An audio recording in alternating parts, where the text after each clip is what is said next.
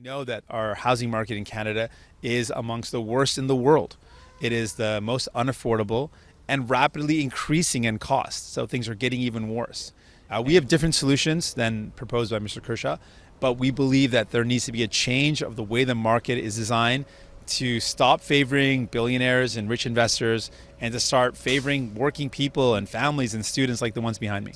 So in BC has done an initiative to work with institutions like this university to build housing, but we need the federal government to get involved as well. So what we're proposing is a 1/3 framework where the federal government provides 1/3, the provincial government provides 1/3, and the institution provides 1/3 to build homes that are affordable for students.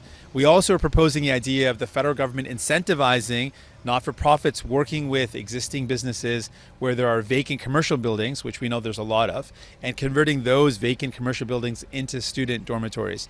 We also want to make sure that the student housing meets the needs of students.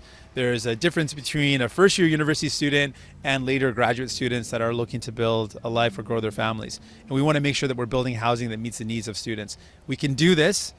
The message I want to send is that we can absolutely do this, but it's going to require bold action and the federal government really being proactive instead of taking the passive step they've taken for the past couple of decades. The federal government had a cabinet retreat. So all the ministers, the key ministers had a retreat. They know that one of the major concerns of our time right now is housing. After coming out of that retreat, they had nothing to announce on housing. And we have the housing minister mentioned capping international students.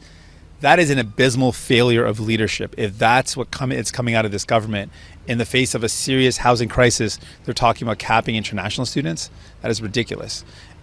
We agree with the idea that we propose that educational institutions should have a plan to house their students, and that study permits be issued in relation to universities or other schools that can show a plan to house their students. But let's be clear, there's no blame that should be attributed to international students for the housing crisis we're in. We're in a housing crisis because 10 years of conservatives, 8 years of liberals did not build housing that's affordable.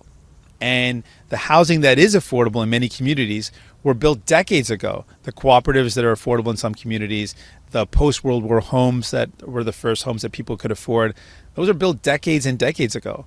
That's why we're in this crisis right now, is the federal government hasn't been engaged in building homes. That's our focus. That's what we want to see the federal government do. Work with provinces like BC where they're showing initiative and build homes that are truly affordable. And let's stop hoping that the past solutions are going to somehow work now. We need to build more. We need to build more homes that are affordable. We need to build more homes that are with the federal government's action. And we need to use the land and the resources at the federal level to make that happen.